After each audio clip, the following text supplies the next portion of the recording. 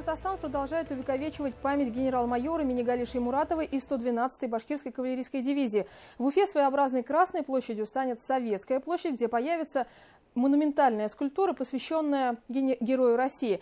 Поговорим подробнее прямо сейчас в программе «Интервью» вместе с гостем. У нас сегодня народный художник России, скульптор, педагог, профессор Салават Щербаков. Салават Александрович, здравствуйте. Добрый день, здравствуйте. Вы выступили автором скульптуры, посвященной Минигали Шаймуратову. Расскажите, пожалуйста, какую идею вы вкладывали и вот с какими мыслями вы работали? Ну, вы знаете, очень важно в личности вот Шаймуратова и вообще в таких больших личностях, больших людях, то, что эти люди становятся отражением или зеркалом народа, характера народа, в этом случае характера башкир, их многовековой воинской доблести. Они защищали страну не один раз. Это и средневековые их боевые защита народа, и 812 год башкирской конницы, они входили в Париж. Это легендарное участие в войне, одной из крупнейших мировых войн 19 вообще истории до уже истории Второй мировой войны, где уже принимал Шаймуратов, и дивизия Шаймуратова дошла до Берлина. Он героически погиб, у него очень мощная биография, очень мощная, что ли, харизма и сила этой личности. И вот именно вот эти события, и личные, и мировых даже событий, исторических, и народа характер, вот это все. И город Уфа, и сегодняшняя энергия, вот, и взгляд вперед, то есть опора вот на такую энергию и силу, она нужна и сегодня. И мы смотрим в эти корни, в глубину веков. Вот, все это мы попытались отразить в памятнике, в его рельеф, в повествовании, вот, знамени дивизии Шаймуратова и вот, энергии и силы этого человека. Когда вы погружались в изучение личности Минигали Шаймуратова, какие моменты вас потрясли? Может быть, да, все-таки у вас очень большой опыт для создания таких больших скульптур? Ну, вы знаете, я думаю, что это очень большой комплекс в человеке вот таких качеств. То есть это, ну, с самого начнем такого видного, это вот неоглядное мужество, смелость, самопожертвование, самоотдача. То есть это воин. Но чтобы быть воином, нужно быть очень мудрым человеком. Это большая мудрость и личная, и народная, и государственная мудрость, понимание больших событий. Кроме того, для военного человека важна эта дисциплина действий, самодисциплина, некий расчет и правильность, интеллект. Вот. И очень много вот таких качеств, они должны вместе сойтись, и тогда получается вот такой герой появляется в истории, как Шаймуратов. Салават Александрович, несколько технических моментов. Это будет скульптура высотой до 10 метров. Да? Какие материалы будут использоваться вот с этой точки зрения? Материалы будут использоваться самые традиционные, капитальные, как памятники исполнялись. Это гранитный постамент и бронзовая скульптура. То есть это самое такое, что ли, в каком-то смысле, что ли, солидное исполнение. Расскажите о команде, которая работает вместе с вами над этим монументом. Ну, скульптурное дело, так назовем, скульптурное производство, оно в себя включает большое и хозяйство, и профессии. Это и архитектура, и эскизы, и творческая часть. Потом идет производственная часть, каркас, цех, увеличение, там, скажем, формовка, форматоры, то есть разные профессии. И потом, конечно, литье и конструктив, потому что памятник довольно сложный. Это будет на ограниченной опоре стоять, чтобы он был как бы в полете. Вот. Поэтому профессий тут достаточно много, так в короткой передаче про все не расскажешь, но это серьезные профессии.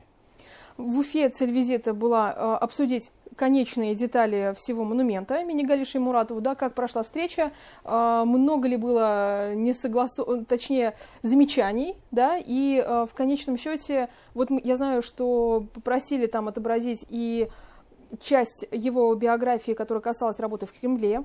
Кроме того, будут поломаны оружие, да, что это означает. И вот какие-то такие детали интересные тоже, Салават Александрович, расскажите, пожалуйста. Ну, встреча была очень плодотворная, потому что специалисты с разных сторон, это и историки, и художники, и архитекторы, и буквально строители, которые работают на земле и под землей, фундамент. Вот. И я всегда ценю такие встречи, потому что чтобы это на плюс идет результату, что получится в результате.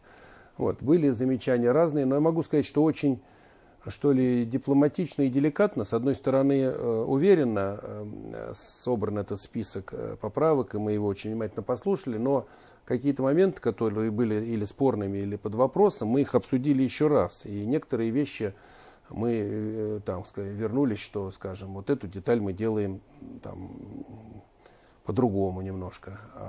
То есть многое мы восприняли, и сейчас будет такая стадия, мы это будем исполнять в эскизе, и где-то через неделю или две уже завершим по этим замечаниям эскиз, и потом приглашаем в Москву или уже решим технически, привезем эскиз сюда, или так, и потом мы переходим к модели в мягком материале в размер сооружения, как пишется в документах. То есть она будет прямо в глине, вот в этом размере, в цеху стоять, и тогда мы уже смотрим еще раз капитально.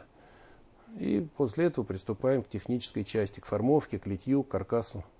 Глава Башкортостана Ради Хабиров, комментируя вот то место, которое выбрано для установки памятника имени Галиши Шаймуратовой, это Советская площадь. Он определил ее своеобразной Красной площадью для Уфы, да, и в том числе преследуется цель проводить там экскурсии. Рядом ведь расположен Национальный музей Башкортостана, и все это вкупе выстраивается в целую цепочку. Вот по вашему опыту, как должна система работать эффективно, чтобы это было и нравственное воспитание, да, и воспитание подрастающего поколения на таком вот беспрецедентном примере имени Галиши Муратова? Ну, я думаю, так как этот жанр памятник, ему много столетий или тысячелетий, то есть, значит, это сейчас уже новые есть средства и электронные, и всего много, и до этого литература была, но памятник продолжает жить, то есть это памятник от слова память, и люди, даже вот ребенок, родившийся или приезжая вот в городе с детства, видит, значит, вот этот монумент тому или иному писателю или герою, и так как это в таких, назовем так, вечных материалах, вот говорят, бронза спрессовывает время, она вот за 1000 лет не меняется, даже если она в море упала, потом ее нашли, и она вот такая же, как была, то есть вот у нее такое свойство есть, поэтому это такой закодированная такая информация от предков, поэтому я всегда говорю, что памятники мы, кроме того, что делаем во имя предков и во имя себя, но самое главное, мы делаем их для внуков и правнуков, то есть они отражаться будут вот тогда, и это будет память народа, память о характере народа, память о подвиге, о больших идеях, вот, и там это все должно быть содержание отражено, вот к этому мы и стремимся. Салават Александрович, расскажите, пожалуйста, будет ли предусмотрено еще сотрудничество с республикой? Все-таки вы тоже отсюда, да?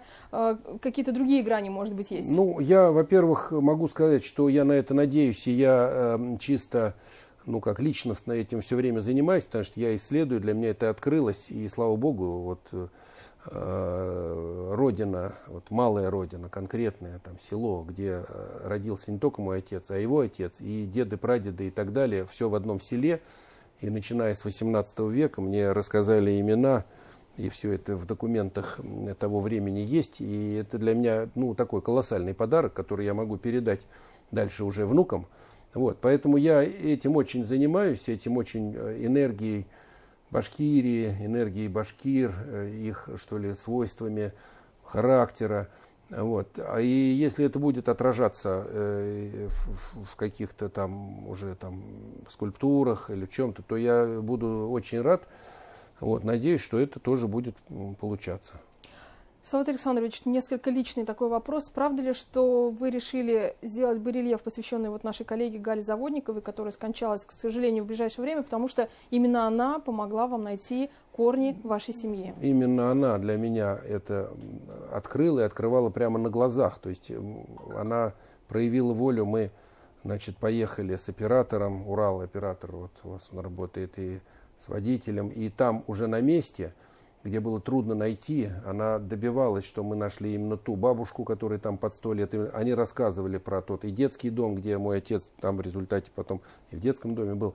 И нашли стены этого, значит, здания, то есть я прикоснулся рукой к тому, о чем слышал только в свои там 5, 6, 7 лет, то есть 60 лет назад от отца.